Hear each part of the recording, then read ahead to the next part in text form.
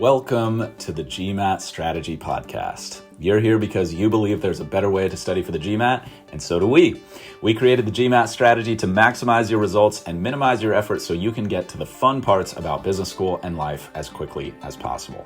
My name is Isaac Puglia, and I've been teaching GMAT classes and tutoring privately for the GMAT for almost a decade, and I've achieved a 99th percentile score on the GMAT and helped thousands of students get into the business schools of their choice. I'm excited to be a part of your MBA journey since we all at TGS think our world can benefit from the best possible business leaders that we can find. If this show is bringing you value, please share it with your friends and family who are studying so that together we can make this process as easy and as painless as it can possibly be. Let's go. Let's talk about the at-home or online GMAT. Quick update, it's 2022 right now, and I just want you to know that all the information in the podcast, as far as we can tell on our end, is completely up to date. If you find anything that is not up to date, please reach out to us at the GMAT Strategy on current social channels. Right now, that's at the GMAT Strategy on Instagram, / the GMAT Strategy on Facebook, and / the GMAT Strategy on Reddit. And if we find anything that's not totally up to date, we'll update it for you because we're really committed to keeping the podcast fresh, even though, as you can see, some of the upload dates on some of these episodes are still 1, 2, maybe several years old. And that's because the information in them is still current as of today. And you'll hear more updates as we move forward, okay? But reach out to us if you find anything that you feel is not up to date, or reach out to us with any questions. We love hearing from you. And as of now, we're still keeping up with DMs and emails, and we haven't gotten overwhelmed yet. So what's the story with the GMAT Online? So when it first came out, it was the height of the COVID-19 pandemic, and in-person GMATs were actually not available at all. So the GMAT Online was a huge blessing. Having said that, the format of the exam was extremely different than the in-person exam. It had a different break structure, different timeline. There was actually no essay on the online GMAT, and all that's changed relatively recently. So I've been waiting to update this podcast episode until we got some solidity with the online GMAT, but relatively recently it was announced that the online GMAT is here to stay, and so now's the time to update the podcast and give you all the current information.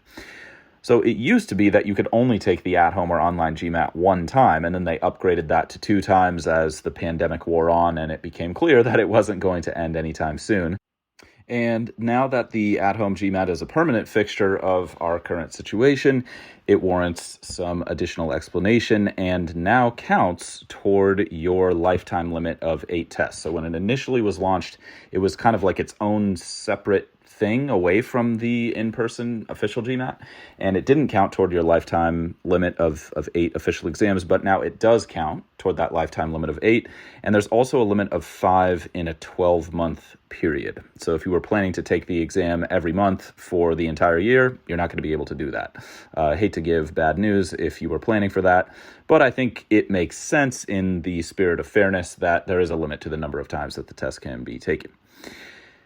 Now, why is that important? Well, now you can actually have all 8 of your attempts be at home, and that's probably good for everybody because some of us just need that flexibility, or it's just much, much better for our performance to take the exam in an environment that's familiar to us rather than a test center environment. And so it's really, really nice that you have more than just 2 attempts because, as I've said in previous episodes, most people are going to need to take the test 2, maybe 3 times on average. And you can definitely study super, super hard and commit to taking it only once and knock it out of the park. People do that all the time, but that is harder to do because there are definitely performance variables that can be outside of our control when it comes to picking a date that's several weeks in advance and saying, okay, I'm definitely going to have my peak performance on that day at that time. So all that's to say, we're happy that the online GMAT is here to stay, and it's a great option. Having said that, I want to get into some basics of the exam and a few recommendations so that you're set up for success if you're considering this as an option, or if you're on the fence, also hopefully help you make a great decision. So one interesting facet that's worth mentioning at the top of the episode before we get into the nitty-gritty of the online GMAT itself is that as of now, which is February of 2022, there's no waiting period between taking an exam in person and taking an exam online. Why does that matter?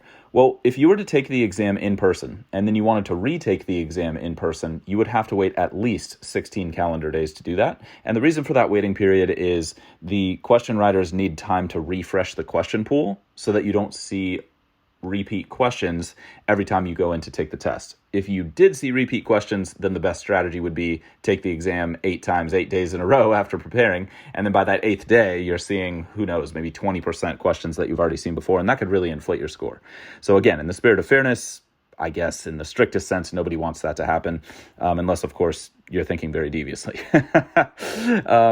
But why does that matter for the online GMAT? Well, if you're in a really, really tight spot, and you end up taking the in-person or online GMAT close to the application deadline for your school, and the test doesn't go particularly well, you still do have a last-ditch worst-case scenario option to, if you took the exam online, you can take the in-person exam the next day or even several hours later on the same day.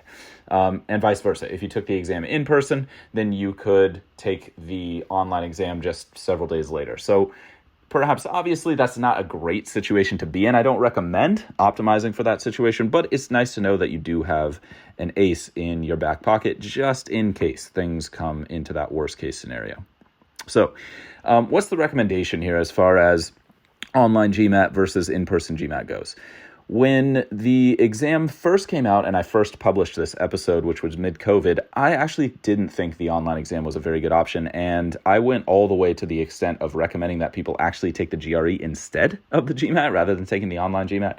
And as we go through the specifics of the exam, I'll talk more about why I made that recommendation. But now it's actually a very, very good option, and the test has become a lot more user-friendly. You can choose the section order the same way that you can choose it in person. And if you didn't know about that, there's actually 3 different orders you can take the exam in. You can take the essay and integrated reasoning section first, and then take quant and verbal afterwards. You can take the quant section first, followed by the verbal section, and then take IR and essay at the end of the exam. And you can also take verbal first and then take quant and then do IR and essay at the end of the exam. If you're looking for a quick recommendation on that and you haven't listened to some of the other episodes where I discuss this, the best recommendation I can give is do either the quant section or the verbal section first, because those are going to be the main sections that drive your admission to business school.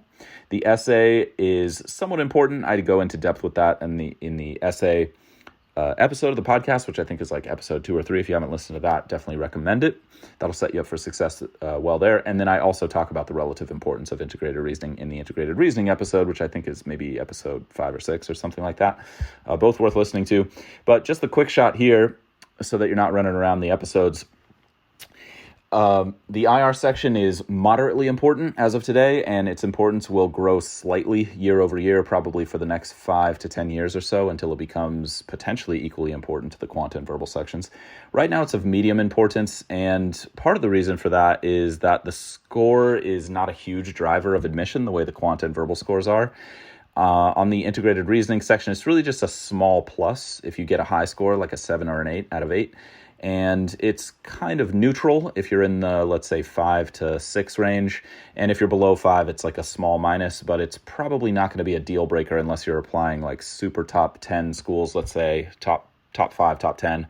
If you got a 5 or lower, that could definitely be a small minus. If you're below 5, it's probably almost worth retaking the exam. In fact, I generally recommend that people retake if they have a low IR.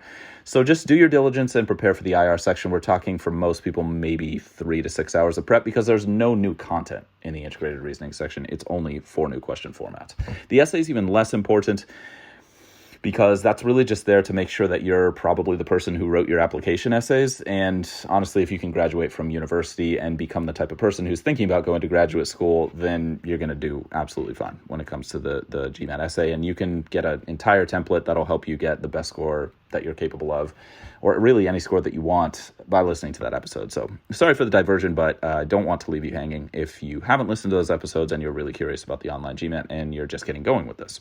So why is it good to have those section orders? Well, when the online GMAT first came out, you could only take it in one order, and it was quant first, no break before the verbal section, which was a huge pain in the neck, and then there was a 5-minute break, and then only integrated reasoning at the end with no essay. And part of the reason I recommended that people not take the online GMAT as a result of that is people's verbal scores were really suffering from that, because if you do a whole quant section, you're fairly exhausted from that. It's very intense. And then all of a sudden, with no break and no chance to replenish your brain's glucose supply, no chance to take a deep breath, it's like, bam, now we're going into the second most important section of the exam. And if you were weak on verbal to begin with, that probably really hurt your performance and probably really hurt your morale and, of course, hurt your chances of going to business school. So that was part of the reason that I wasn't recommending that people take the online GMAT really at all when it first came out. And then they steadily updated it to become more user-friendly. And now that we're up to today's at-home GMAT, it's quite user-friendly, and you can do any of those 3 section orders, which makes it a much more viable option, because now if you take quant first, you get an optional 8-minute break right before the verbal section, which you should definitely take, in my opinion. And if you take verbal first, you'll get an optional 8-minute break before the quant section. So even that might seem like a small change, but if you've taken practice tests or if you've taken official exams before, you know that 8-minute break is really, really big for your mental energy, and also just recovering from the psychological aspects of the exam, because the algorithm is so intense and you're facing such hard questions the entire time, if you're doing well, that it feels much harder for most people than a regular test. And if you're not sure how the algorithm works, or you want a little bit more instruction on that, that's really to the point, then you can check out my free video on my website, thegmatstrategy.com, which I link to at the end of every episode, and that'll show you how the algorithm works enough to start to take advantage of it, or at least not be a victim of it. And then, of course, if you want more help dialing in your personal strategy for the algorithm, then we have paid options you can use. But we're really committed with TGS to bringing high quality education as low cost and free as we possibly can. That doesn't mean we're not going to offer high ticket products, because there's a time and a place for that, so that we can devote tons of time to you if you do want to work with us on that high level. Having said that, we really want to expand our free content offerings, and hopefully me making this podcast for you and updating it for you right now is proof enough of that commitment. So definitely check that video out, even if you don't plan to spend any money with us, because I know it can help you a ton, and we really just want to make sure that you get into business school, whether you want to pay us to help you with that or not, okay? So that's that. Just to reiterate, that's a massive change to the online GMAT, that you can now change your section order and take regulation breaks, because that's a huge part of performing your best. So all that is to say, like, now the online GMAT is probably actually representative of your true abilities. And part of the reason I had such a strong recommendation against it before is I really didn't think that it was going to be an accurate reflection of the studies you've put in. And that would really hamstring your chances of going to business school. And let's face it, that's just not really that fair, because if you've studied and prepared for one thing, and then all of a sudden you're being tested in a different environment or in a different format, that's probably going to throw most people off at least 20 or 30 points. And yeah, maybe that's not a game changer for you personally, but the difference between a 650 and a 680 could mean the difference between getting into a Harvard or not getting into a Harvard. And we don't need to discuss how important getting into Harvard or not getting into Harvard could be to anyone's individual career. You know that. That's why you're here in the first place, okay? So that's a big change, and it really matters, and it makes the online GMAT a much more favorable option than it was when it came out. Having said all that, I still do recommend, if you're on the fence, I recommend taking the exam in person if it's basically the same experience to you personally as taking the exam at home.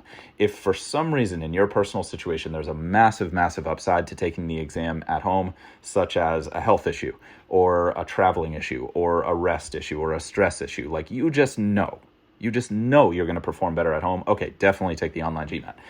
But if you're somewhere in the middle and you think you're probably going to have an equal performance regardless of environment, I definitely recommend taking it in person. Why is that?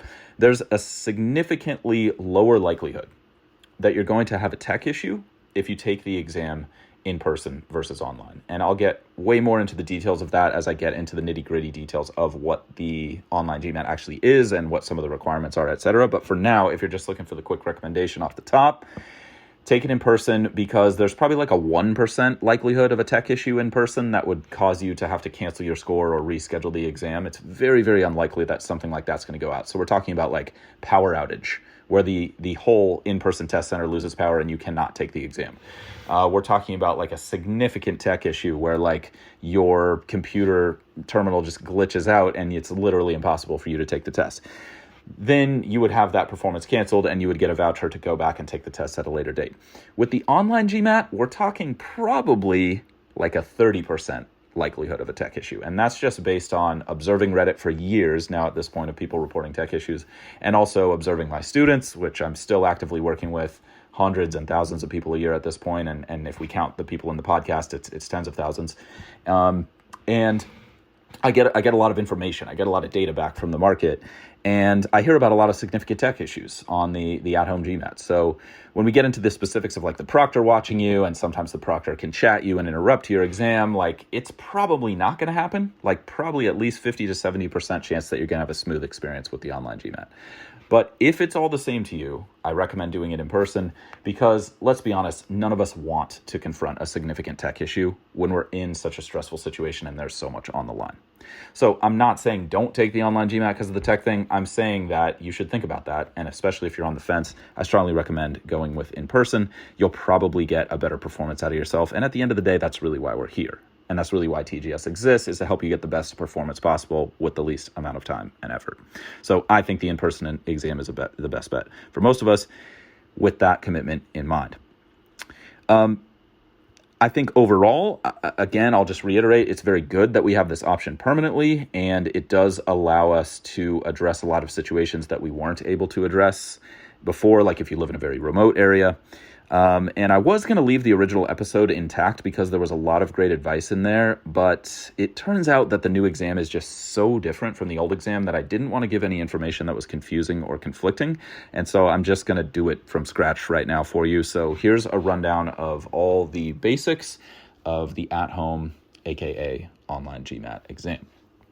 So first things first, I have linked an article in the description of this episode so that you can see the details of the room requirements. There are fairly strict requirements of the type of room that you can be in and what you can and cannot have in that room with you, both during the exam and like slightly before and slightly after as you're like checking in and checking out of the exam. Same thing with your desk. You can have some things on your desk, but you cannot have other things. And just so I'm not giving outdated information, I'm just going to link the article. And if for some reason we miss that link or that link gets changed and it's a couple days before we can update it in the worst case scenario, then just web search at home or online GMAT and find the source article on MBA.com where they list the room requirements. Just do yourself a favor and read through those and make sure that your room is compliant before you book your exam date so that you know what to expect. Good news, you can take the exam 24/7 still. That's really nice and very convenient depending on time zones and travel and different unique schedules that all of us have.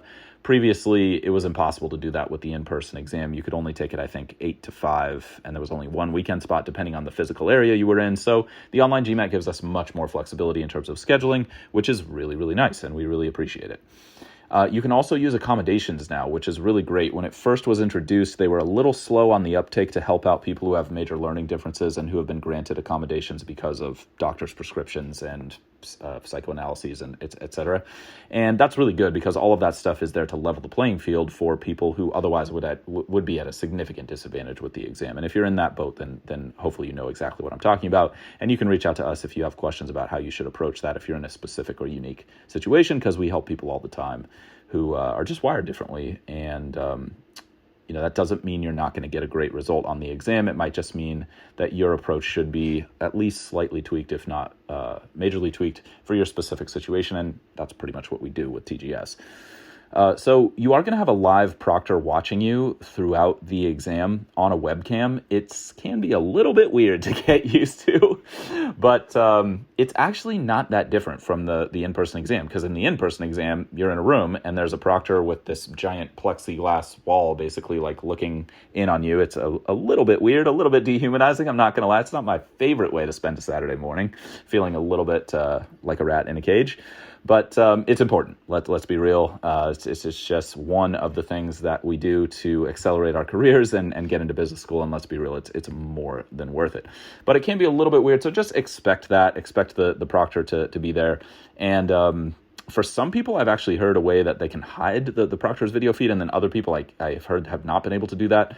And that might just depend on your operating system or the specific proctor you have. So I'm not going to make any promises on that. I would say for now, just plan for the worst and hope for the best, which is that your proctor isn't going to be all up in your face while you're taking the test. And just to be clear, the video doesn't absorb enough of the screen that it would hamper your performance unless the proctor chats you. The proctor can chat you, and that can soak up the entire screen real estate. So more on that later. That's really just one of the tech issues I was talking about that could happen. Having said that, that's maybe not that different than the proctor interrupting you in person if there's a significant issue at the test center. Having said that, there's less likelihood of that happening in person versus it happening online. Now, as far as I know, they will video your test performance so that it can be reviewed later just in case there's an issue. And that might sound weird, but you actually want that, because if there is a tech issue and they do review the footage and it turns out you were not breaking the rules, now you get a free exam. So that's nice. It's actually good for everybody, so don't stress about that. At the end of the day, again, that's just one more way that the online exam is almost the same as the in-person exam now. It might sound weird to be watched on a webcam, but it's the exact same thing as if you're taking the exam in person.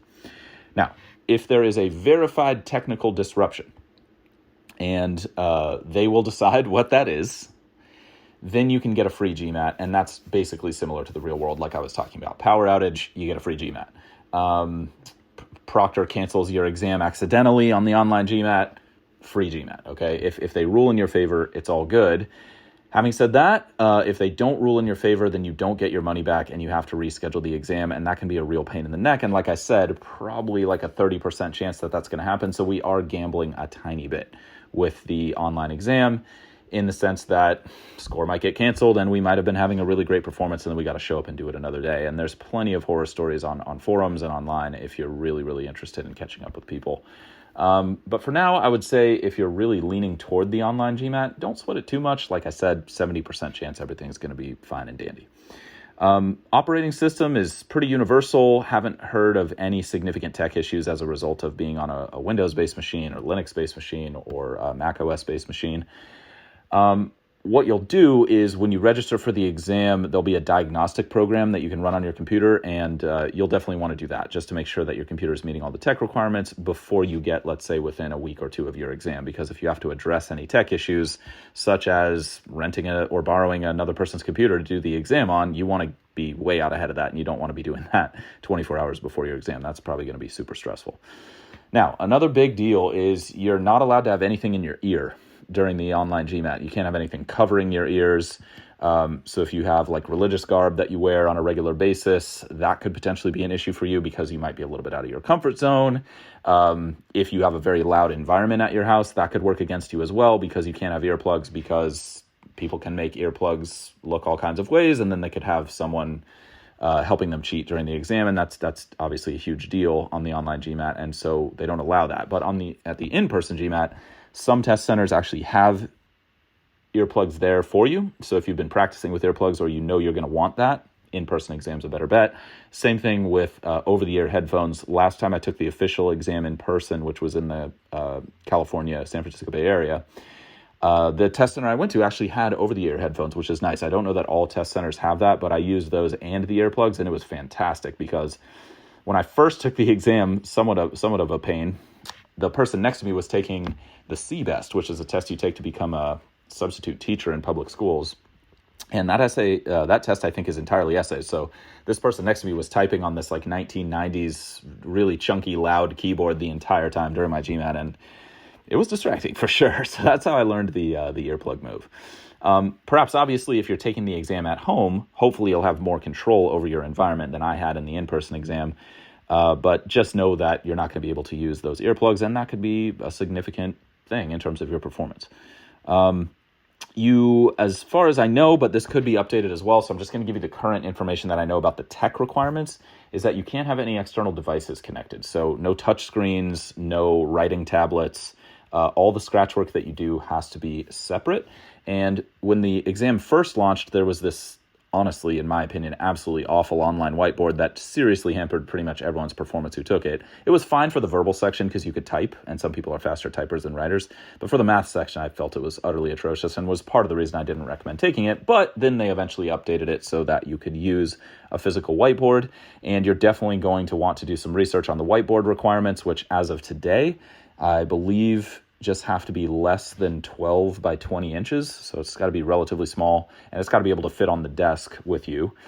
You're going to want that because scratch work is a massive, massive deal. If you've been following the podcast for any amount of time, you know that I'm a huge, huge proponent of quality scratch work, and particularly on the math side, but honestly, it's both sections, math, verbal, IR, even the essay. I recommend writing everything down when you're brainstorming.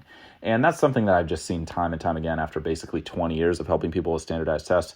Almost without fail, the more you write down, the better you're going to do. Of course, there's a limit to that, and you want to search for that sweet spot for yourself. But I trust you, if you've been studying for any length of time, to find that balance.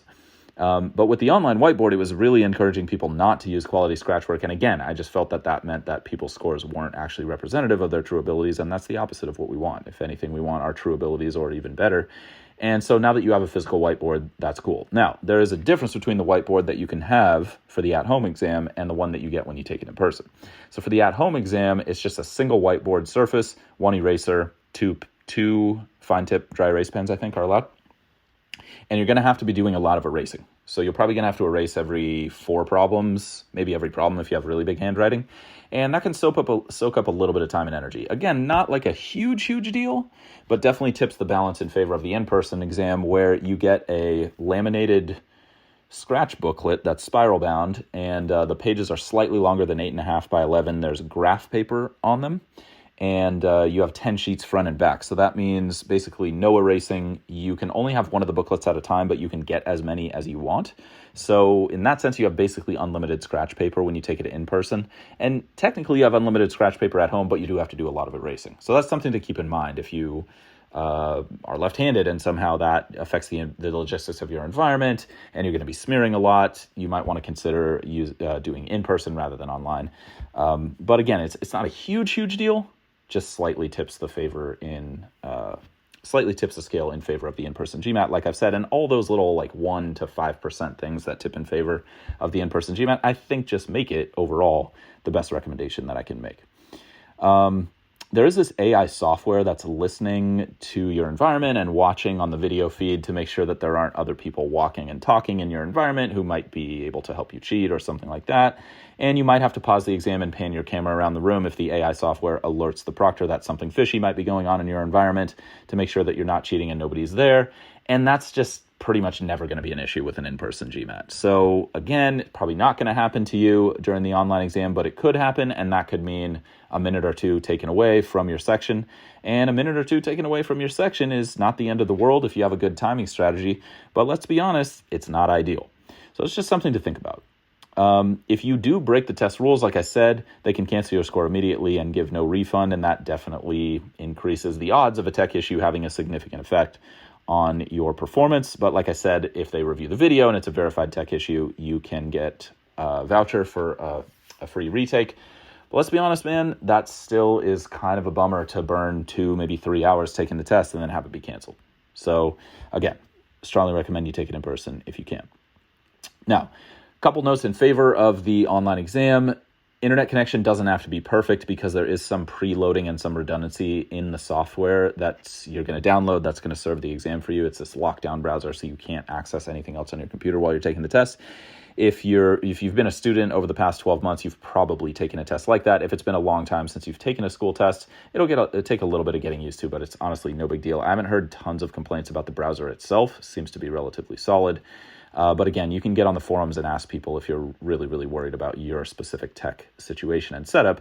I think it's nice that there's some redundancy there. So even if your internet connection is somewhat weak, you can still get a productive exam take out of the online exam, which is nice.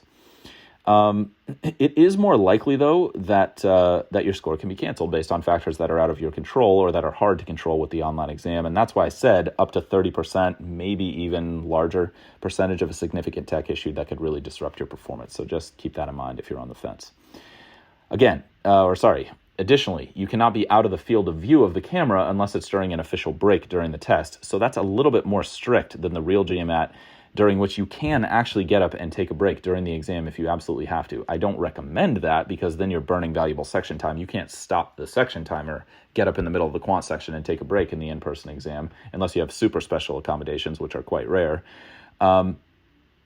But you could actually do that if something came up, or if you have a strategy of taking a deep breath and, taking 6 paces around the room in between questions at a certain point in the test because you get stressed out. Like, you could theoretically do that in the in-person exam as long as you talk to the proctor about it in advance.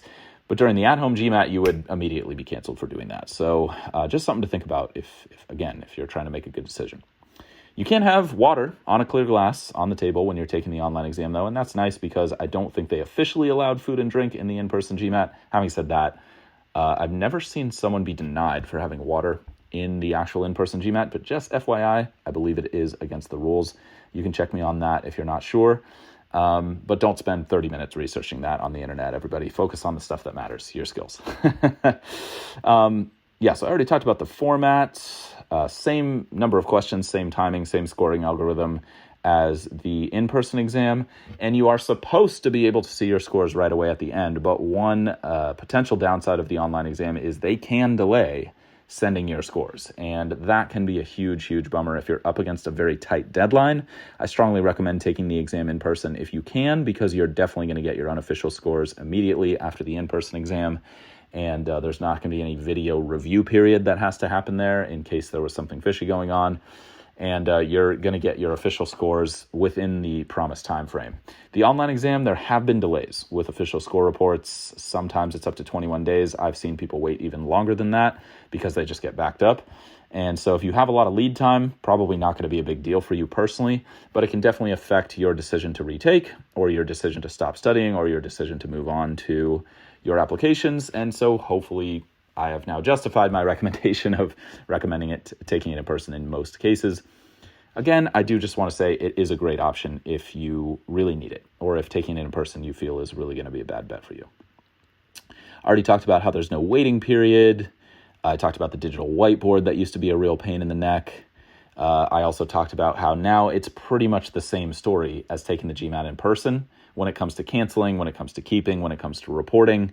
If you're worried about canceling, just the main thing with that is don't stress about it. Only cancel if you're 100 points off or more from your goal score, or if your exam that you're taking is lower than your previous score, because schools just want to see a high score eventually. So please don't stress about canceling or keeping. It's probably not that big of a deal.